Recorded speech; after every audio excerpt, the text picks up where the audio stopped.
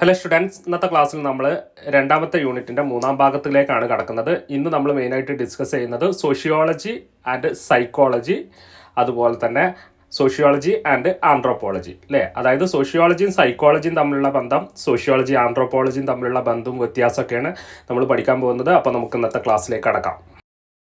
എല്ലാവരും ആദ്യത്തെ ഹെഡിങ് ശ്രദ്ധിക്കുക, സൈക്കോളജി ആൻഡ് സോഷ്യോളജി. സോഷ്യോളജിയും സൈക്കോളജിയും തമ്മിലുള്ള ബന്ധമാണ് നമ്മളിവിടെ പഠിക്കാൻ പോകുന്നത്.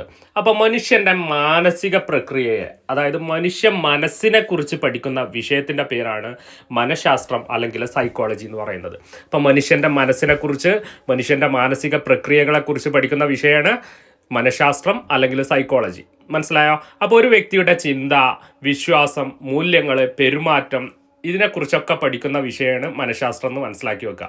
അപ്പോൾ മനഃശാസ്ത്രം ഒരു വ്യക്തിയുടെ പെരുമാറ്റത്തിലാണ് ശ്രദ്ധിക്കുന്നതെങ്കിൽ സോഷ്യോളജി എന്ന് പറയുന്ന വിഷയം സമൂഹത്തിൻ്റെ പെരുമാറ്റത്തിലാണ് ശ്രദ്ധിക്കുന്നത്. സാമൂഹ്യ പെരുമാറ്റത്തിലാണ് സോഷ്യോളജി ശ്രദ്ധ കൊടുക്കുന്നത്. എന്നാൽ മനഃശാസ്ത്രം ഒരു വ്യക്തിയുടെ പെരുമാറ്റത്തിൽ അല്ലേ, ഒരു വ്യക്തിയുടെ ചിന്ത, വിശ്വാസം, മൂല്യങ്ങൾ, അയാളുടെ പെരുമാറ്റം, ഇതിനെക്കുറിച്ചൊക്കെ പഠിക്കുന്ന വിഷയത്തിൻ്റെ പേരാണ് സൈക്കോളജി എന്ന് പറയുന്നത്. മനസ്സിലായോ?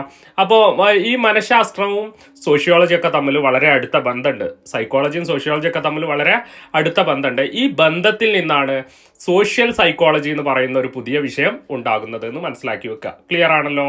അപ്പോൾ സോഷ്യോളജിയും സൈക്കോളജിയും തമ്മിലുള്ള ബന്ധത്തിൽ നിന്നുണ്ടായ ഒരു വിഷയമാണ് സോഷ്യൽ സൈക്കോളജി എന്നുള്ളത് എന്ത് ചെയ്യാം, നമ്മൾ ഓർത്തു വെക്കുക.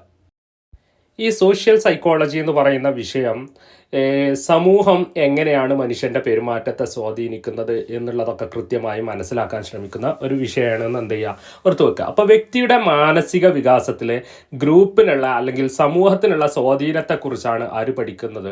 സോഷ്യൽ സൈക്കോളജി പഠിക്കുന്നത്. അപ്പോൾ വ്യക്തിയുടെ മാനസിക വികസനത്തിലും വ്യക്തിയുടെ പെരുമാറ്റത്തിലൊക്കെ സമൂഹത്തിനുള്ള സ്വാധീനത്തെക്കുറിച്ച് പഠിക്കുന്ന വിഷയത്തിൻ്റെ പേരാണ് സോഷ്യൽ സൈക്കോളജി എന്ന് പറയുന്നത്. അപ്പോൾ സോഷ്യോളജിയും സൈക്കോളജിയും തമ്മിലുള്ള പരസ്പര ബന്ധത്തിൽ നിന്നുണ്ടായ ഒരു സബ്ജക്റ്റാണ് സോഷ്യൽ സൈക്കോളജി അല്ലേ.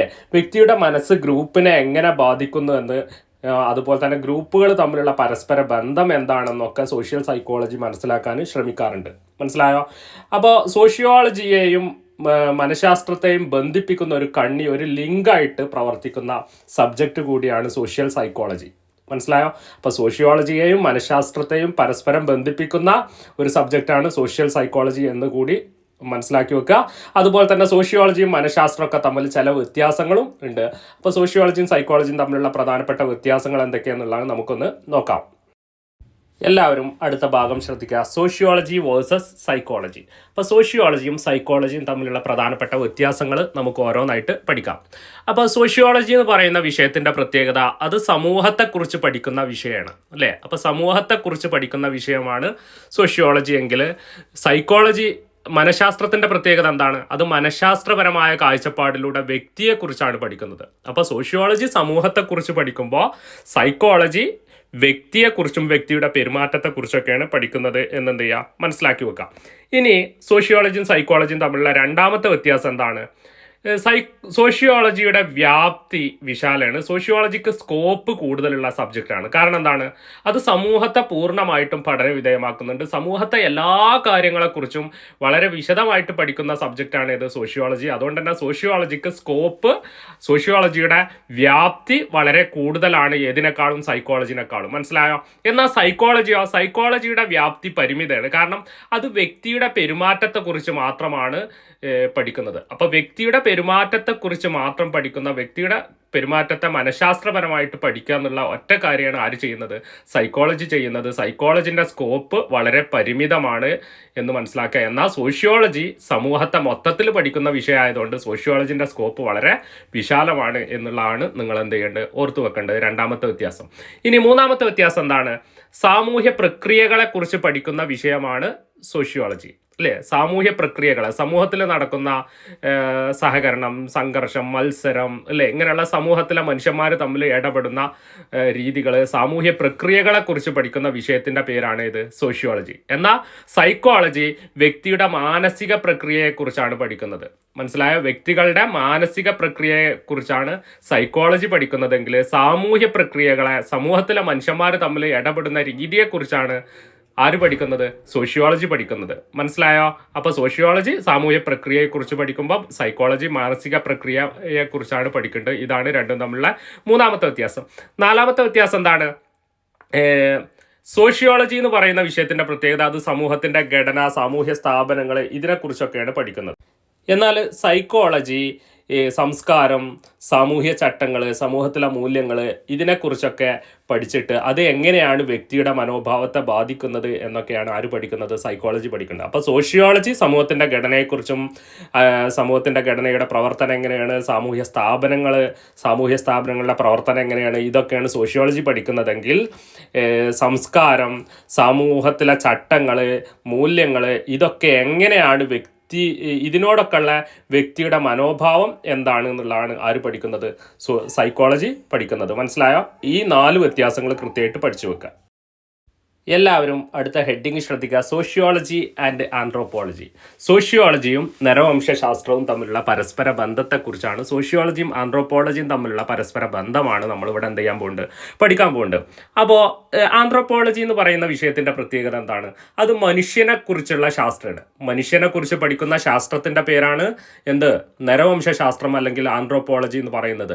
അപ്പോൾ മനുഷ്യൻ്റെ ഉത്ഭവം, മനുഷ്യൻ്റെ പരിണാമം, മനുഷ്യൻ്റെ ഭാഷയുടെ, മനുഷ്യൻ്റെ സംസ്കാരത്തിൻ്റെ ഇതിൻ്റെ ഒക്കെ വളർച്ചയെക്കുറിച്ച് ഇതൊക്കെ കൃത്യമായിട്ട് പഠനം നടത്തുന്ന ഒരു സബ്ജക്റ്റിൻ്റെ പേരാണ് ആന്ത്രോപോളജി എന്ന് പറയുന്നത്. മനസ്സിലായോ? അപ്പോൾ മനുഷ്യൻ്റെ ഉത്ഭവത്തെക്കുറിച്ചും മനുഷ്യന് പാരമ്പര്യമായിട്ട് ലഭിച്ച, മനുഷ്യന് നേടിയെടുത്ത മനുഷ്യൻ്റെ സ്വഭാവ ഗുണങ്ങളെക്കുറിച്ചൊക്കെ പഠിക്കുന്ന ഒരു വിഷയത്തിൻ്റെ പേരാണ് ആന്ത്രോപോളജി അല്ലെങ്കിൽ നരവംശാസ്ത്രം എന്ന് പറയുന്നത്. ഇനി ഈ ആന്ത്രോപോളജി എന്ന് പറയുന്ന വിഷയത്തിന് ഒരുപാട് ബ്രാഞ്ചുകളുണ്ട്. ആന്ത്രോപോളജിക്ക് ഒരുപാട് ബ്രാഞ്ചുകളുണ്ട്. അതിൽ ഒന്നാമത്തത് ആന്ത്രോപോളജിൻ്റെ ഒന്നാമത്തെ ഉപവിഭാഗമാണ് ഫിസിക്കൽ ആന്ത്രോപോളജി, ഭൗതിക നരവംശാസ്ത്രം അല്ലേ. അപ്പോൾ മനുഷ്യൻ്റെ പലതരത്തിലുള്ള വംശങ്ങളെക്കുറിച്ചും മനുഷ്യൻ്റെ ശാരീരിക ഘടനയെക്കുറിച്ചും ഇതിനെപ്പറ്റിയൊക്കെ പഠിക്കുന്ന ഒരു സബ്ജക്റ്റാണ് ഫിസിക്കൽ ആന്ത്രോപോളജി എന്ന് പറയുന്നത്. മറ്റൊന്ന് സോഷ്യൽ ആന്ത്രോപോളജിയാണ്, സാമൂഹ്യ നരവംശാസ്ത്രം എന്ന് പറയും അല്ലേ. അതുപോലെ തന്നെ മൂന്നാമത്തത് കൾച്ചറൽ ആന്ത്രോപോളജി, സാംസ്കാരിക നരവംശാസ്ത്രം. അപ്പോൾ ആന്ത്രോപോളജിക്ക് 3 ഉപവിഭാഗങ്ങളുണ്ട്. ഫിസിക്കൽ ആന്ത്രോപോളജി ഉണ്ട്, സോഷ്യൽ ആന്ത്രോപോളജി ഉണ്ട്, അതുപോലെ തന്നെ കൾച്ചറൽ ആന്ത്രോപോളജി ഉണ്ട്. ഇങ്ങനെ പല വിഷയങ്ങൾ ആന്ത്രോപോളജിക്ക് കീഴിൽ തന്നെ വരുന്നുണ്ട് എന്നുള്ളത് എന്ത് ചെയ്യുക, നമ്മൾ മനസ്സിലാക്കി വെക്കുക. മനുഷ്യനെ കുറിച്ച് പഠിക്കുന്ന സയൻസിൻ്റെ പേരാണ് ആന്ത്രോപോളജി. മനുഷ്യൻ്റെ ഉത്ഭവം, മനുഷ്യൻ്റെ പരിണാമം, മനുഷ്യൻ്റെ പ്രധാനപ്പെട്ട സ്വഭാവ ഗുണങ്ങൾ, മനുഷ്യൻ്റെ ഭാഷ എങ്ങനെ ഉണ്ടായി, മതവിശ്വാസം എങ്ങനെ ഉണ്ടായി, ഇങ്ങനെയുള്ള കാര്യങ്ങളൊക്കെ പഠന വിധേയമാക്കുന്ന ഒരു സബ്ജക്റ്റാണ് ആന്ത്രോപോളജി. മനസ്സിലായിട്ടുണ്ടല്ലോ? അപ്പോൾ സോഷ്യോളജിയും ആന്ത്രോപോളജിയൊക്കെ തമ്മിൽ വളരെ അടുത്ത ബന്ധമുള്ള 2 സബ്ജക്റ്റുകളാണ്. അതുകൊണ്ടാണ് എൽ ക്രോബർ എന്ന് പറയുന്ന ഒരു പണ്ഡിതന് പറയുന്നത് സോഷ്യോളജിയും നരവംശാസ്ത്രവും ഇരട്ട സഹോദരിമാരാണ്. സോഷ്യോളജിയും ആന്ത്രോപോളജിയും ഇരട്ട സഹോദരിമാരാണ്. ഈ 2 വിഷയങ്ങൾ തമ്മിൽ നമുക്ക് വലിയ വ്യത്യാസം കാണാൻ പറ്റൂല. അതിന് അർത്ഥം എന്താണ്? ഈ 2 വിഷയങ്ങളും തമ്മിൽ വളരെ അടുത്ത ബന്ധമുണ്ട്. ഈ 2 വിഷയങ്ങളും തമ്മിൽ ധാരാളം നല്ല സാമ്യതകളുള്ള 2 സബ്ജക്റ്റാണ് സോഷ്യോളജിയും ആന്ത്രോപോളജിയും എന്നെന്ത് ചെയ്യുക, മനസ്സിലാക്കി വെക്കുക. അതുകൊണ്ടാണ് എൽ ക്രോബർ സോഷ്യോളജിയും നരവംശാസ്ത്രവും ഇരട്ട സഹോദരിമാരാണെന്ന് പറഞ്ഞത് അല്ലേ. കുടുംബത്തെക്കുറിച്ചും വിവാഹത്തെക്കുറിച്ചും മതത്തെക്കുറിച്ചും ആചാരങ്ങളെ, അതുപോലെ തന്നെ അനുഷ്ഠാനങ്ങളെ, ഇതിനെപ്പറ്റിയൊക്കെ സോഷ്യോളജിയിലും പഠിക്കുന്നുണ്ട്, അതുപോലെ തന്നെ ആന്ത്രോപോളജിയിലും പഠിക്കുന്നുണ്ട്. അതുപോലെ തന്നെ നരവംശാസ്ത്രത്തിലെ ചില സങ്കല്പങ്ങൾ അല്ലേ, ആന്ത്രോപോളജിയിലെ ചില കോൺസെപ്റ്റുകൾ നമ്മൾ സോഷ്യോളജിയിൽ ഉപയോഗിക്കാറുണ്ട്. അതിന് ഏറ്റവും നല്ല ഉദാഹരണമാണ് കൾച്ചറൽ ലാഗ് അല്ലേ. സാംസ്കാരിക മാന്ദ്യം എന്ന് പറയുന്ന ഒരു ആശയം ആന്ത്രോപോളജിയിലാണ് വന്നത്. അത് പിന്നീട് സോഷ്യോളജി എന്ന് പറയുന്ന വിഷയത്തിലേക്ക് നമ്മൾ കടമെടുക്കുകയാണ് ചെയ്തത് എന്ന് എന്ത് ചെയ്യാൻ മനസ്സിലാക്കി വെക്കുക. അതുകൊണ്ട് തന്നെ ഈ 2 വിഷയങ്ങളും തമ്മിൽ വളരെ അടുത്ത ബന്ധമുണ്ട്. മനുഷ്യൻ്റെ സംസ്കാരത്തെ പറ്റി, മനുഷ്യൻ്റെ കുടുംബത്തെ പറ്റി, വിവാഹത്തെ പറ്റി, മതവിശ്വാസത്തെ പറ്റി, ആചാരങ്ങളെ പറ്റി ഒക്കെ പഠന വിധേയമാക്കുന്ന സബ്ജക്റ്റാണ് ആന്ത്രോപോളജി എന്ന് പറയുന്നത്. ഇതിനെക്കുറിച്ചൊക്കെ ആരും പഠനം നടത്തുന്നുണ്ട്, സോഷ്യോളജിയും പഠനം നടത്തുന്നുണ്ട്. അതുകൊണ്ട് തന്നെ ആന്ത്രോപോളജി സോഷ്യോളജിയെ പല കാര്യത്തിനും ആശ്രയിക്കുന്നുണ്ട്, അതുപോലെ തന്നെ സോഷ്യോളജി ആന്ത്രോപോളജിയെ പല കാര്യങ്ങൾക്കും ആശ്രയിക്കുന്നുണ്ട്. ഈ 2 വിഷയങ്ങളും തമ്മിൽ വളരെ അടുത്ത ബന്ധമുണ്ട്. ഈ 2 വിഷയങ്ങളെയും ഇരട്ട സഹോദരിമാരാണ് എന്നാണ് ആര് പറയുന്നത്? എൽ ക്രോബർ പറയുന്നത് എന്നെന്ത് ചെയ്യുക, മനസ്സിലാക്കി വെക്കുക. ക്ലിയർ ആണല്ലോ? എല്ലാവരും അടുത്ത ഹെഡിങ് ശ്രദ്ധിക്കുക. Sociology versus anthropology. സോഷ്യോളജിയും ആന്ത്രോപോളജിയും തമ്മിലുള്ള പ്രധാനപ്പെട്ട ചില വ്യത്യാസങ്ങളാണ് നമ്മളിവിടെ എന്ത് ചെയ്യാൻ പോകുന്നത്, പഠിക്കാൻ പോകുന്നത്. അപ്പോൾ സോഷ്യോളജിയും ആന്ത്രോപോളജിയും തമ്മിലുള്ള ഒന്നാമത്തെ വ്യത്യാസം എന്താണ്? സോഷ്യോളജി ആധുനിക സമൂഹത്തെക്കുറിച്ചാണ് പഠിക്കുന്നത്. ഏറ്റവും മോഡേൺ ആയിട്ടുള്ള സമൂഹത്തെക്കുറിച്ചാണ് സോഷ്യോളജി പഠിക്കുന്നതെങ്കിൽ നരവംശാസ്ത്രം വളരെ പ്രാകൃതമായിട്ടുള്ള വളരെ സിമ്പിളായിട്ടുള്ള സമൂഹത്തെക്കുറിച്ചാണ് ആര് പഠിക്കുന്നത്? ആന്ത്രോപോളജി പഠിക്കുന്നത്. സോഷ്യോളജി മോഡേൺ സൊസൈറ്റിയെ ആധുനിക സമൂഹത്തെക്കുറിച്ച് പഠിക്കുമ്പോൾ ആന്ത്രോപോളജി വളരെ പഴക്കം ചെന്ന പ്രാകൃത സമൂഹങ്ങളെക്കുറിച്ചാണ് പഠിക്കുന്നത്. ഇതാണ് രണ്ടും തമ്മിലുള്ള ഒന്നാമത്തെ വ്യത്യാസം. ഇനി രണ്ടാമത്തെ വ്യത്യാസം എന്താണ്? സോഷ്യോളജി വലുതും അതുപോലെ തന്നെ ചലനാത്മകവുമായ സംസ്കാരത്തെക്കുറിച്ചാണ് പഠിക്കുന്നത്, അല്ലേ? അതായത് സോഷ്യോളജി വലിയ അതുപോലെ തന്നെ എപ്പോഴും മാറിക്കൊണ്ടിരിക്കുന്ന സംസ്കാരങ്ങളെക്കുറിച്ചാണ് പഠിക്കുന്നതെങ്കിൽ ആന്ത്രോപോളജി വളരെ ചെറിയ എന്നെന്നും സുസ്ഥിരമായിട്ട് നിലനിൽക്കുന്ന സംസ്കാരങ്ങളെക്കുറിച്ചാണ് ആര് പഠിക്കുന്നത്? ആന്ത്രോപോളജി പഠിക്കുന്നത്, അല്ലേ? അപ്പോൾ ആധുനിക സമൂഹത്തിലെ സംസ്കാരത്തെ പറ്റി പഠിക്കുമ്പോൾ ആധുനിക സമൂഹത്തിലെ സംസ്കാരങ്ങൾ എന്ന് പറയുന്നത് അത് നിരന്തരം മാറിക്കൊണ്ടിരിക്കുന്നതാണ്. എന്നാൽ ഈ പ്രാകൃത സമൂഹങ്ങളെ കുറിച്ച് പഠിക്കുമ്പോൾ അവിടെ എന്താണ്? അവിടുത്തെ സംസ്കാരങ്ങൾ എന്നും അതുപോലെ നമ്മൾ പറഞ്ഞത് സോഷ്യോളജി പെട്ടെന്ന് മാറിക്കൊണ്ടിരിക്കുന്ന സംസ്കാരങ്ങളെക്കുറിച്ചാണ് പഠിക്കുന്നത്, അല്ലേ?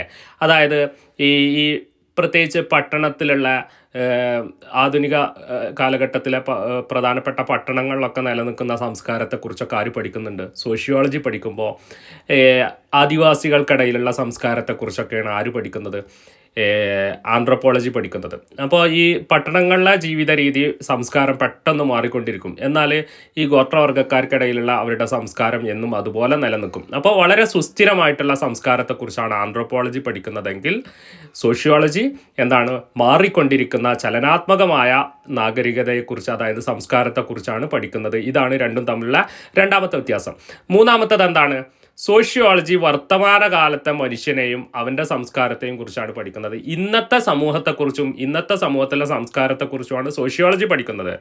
എന്നാൽ ആന്ത്രോപോളജി അതിപുരാതന കാലത്തെ മനുഷ്യനെക്കുറിച്ചും അതിപുരാതന കാലത്തെ സംസ്കാരങ്ങളെക്കുറിച്ചുമാണ് പഠന വിധേയമാക്കുന്നത്. അപ്പോൾ ആധുനിക കാലഘട്ടത്തിലെ സംസ്കാരത്തെക്കുറിച്ച്, അല്ലേ, ഇന്നത്തെ മനുഷ്യനെക്കുറിച്ചും ഇന്നത്തെ മനുഷ്യൻ്റെ സംസ്കാരത്തെക്കുറിച്ചും ആണ് സോഷ്യോളജി പഠിക്കുന്നതെങ്കിൽ വളരെ പുരാതനമായിട്ടുള്ള കാലഘട്ടത്തെക്കുറിച്ചും ആ കാലഘട്ടത്തിലെ മനുഷ്യന്മാരെ പറ്റിയും ആ കാലഘട്ടത്തിലെ സംസ്കാരത്തെക്കുറിച്ചുമാണ് ആന്ത്രോപോളജി പഠിക്കുന്നത്. ഇതാണ് മൂന്നാമത്തെ വ്യത്യാസം. ഇനി നാലാമത്തെ വ്യത്യാസം എന്താണ്? സോഷ്യോളജി സാമൂഹ്യ ബന്ധങ്ങളെക്കുറിച്ചാണ് പഠിക്കുന്നത്. സമൂഹത്തിൽ മനുഷ്യന്മാർ തമ്മിലുള്ള പരസ്പര ബന്ധത്തെക്കുറിച്ചാണ് സോഷ്യോളജി പഠിക്കുന്നത്, അല്ലേ? എന്നാൽ ആന്ത്രോപോളജി മനുഷ്യൻ്റെ ജീവശാസ്ത്രപരമായ പ്രത്യേകതകൾ, മനുഷ്യൻ്റെ തലയോട്ടിൻ്റെ വലിപ്പം, മൂക്കിൻ്റെ നീളം, ഇങ്ങനെയുള്ള ഇതിൻ്റെയൊക്കെ അടിസ്ഥാനത്തിൽ മനുഷ്യന്മാരെ പല രൂപത്തിൽ തരംതിരിക്കലൊക്കെ ആന്ത്രോപോളജിൻ്റെ ഒരു പ്രധാനപ്പെട്ട പ്രത്യേകതയാണ്. അപ്പോൾ ആ രീതിയിൽ ജീവശാസ്ത്രപരമായ പ്രത്യേകതകളെക്കുറിച്ച് പഠിക്കുന്ന വിഷയമാണ് ആന്ത്രോപോളജി. അപ്പോൾ മനുഷ്യൻ്റെ ബയോളജിക്കലായിട്ടുള്ള ജീവശാസ്ത്രപരമായ പ്രത്യേകതകളെക്കുറിച്ച് ആന്ത്രോപോളജി പഠിക്കുമ്പോൾ സമൂഹത്തിലെ മനുഷ്യന്മാർ തമ്മിലുള്ള ബന്ധത്തെക്കുറിച്ചാണ് സോഷ്യോളജി പഠിക്കുന്നത്. ഇതാണ് നാലാമത്തെ വ്യത്യാസം.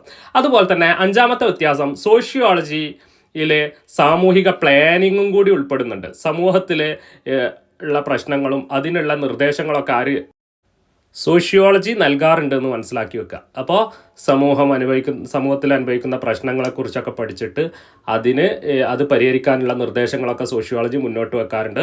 സോഷ്യോളജിയിൽ സാമൂഹിക പ്ലാനിങ്, സോഷ്യൽ പ്ലാനിങ്ങും കൂടി ഉൾപ്പെടുത്താറുണ്ട്. എന്നാൽ നരവംശാസ്ത്രത്തിൽ ആന്ത്രോപോളജിയിൽ സമൂഹത്തിൻ്റെ പ്ലാനിങ് ഒരു പഠന വിഷയം അല്ല കേട്ടോ. അപ്പോൾ ഇതൊക്കെയാണ് സോഷ്യോളജി ആന്ത്രോപോളജിയും തമ്മിലുള്ള പ്രധാനപ്പെട്ട വ്യത്യാസങ്ങൾ. അപ്പോൾ ഇത്രയും കാര്യങ്ങളാണ് നമുക്ക് രണ്ടാമത്തെ യൂണിറ്റിൽ പഠിക്കാനുള്ളത്. ഓക്കെ, ഇനി ഈ ഒരു ബ്ലോക്കിൽ നമുക്ക് ഒരു യൂണിറ്റും കൂടെ ഉണ്ട്, മൂന്നാമത്തെ യൂണിറ്റ്. അപ്പോൾ മൂന്നാമത്തെ യൂണിറ്റിൻ്റെ ക്ലാസ് അടുത്ത ക്ലാസ്സിൽ നമ്മൾ എന്ത് ചെയ്യും, സ്റ്റാർട്ട് ചെയ്യും. അപ്പോൾ ഇതുവരെ ചാനൽ സബ്സ്ക്രൈബ് ചെയ്യാത്തവർ ചാനൽ സബ്സ്ക്രൈബ് ചെയ്യുക, മറ്റുള്ളവർക്ക് ഉപകരിക്കുന്നതിന് വേണ്ടി വീഡിയോ ഷെയർ ചെയ്യുക. അപ്പോൾ നമുക്ക് അടുത്ത ക്ലാസ്സിൽ മറ്റൊരു വീഡിയോയുമായിട്ട് കാണാം. അതുവരേക്കും നന്ദി, നമസ്കാരം.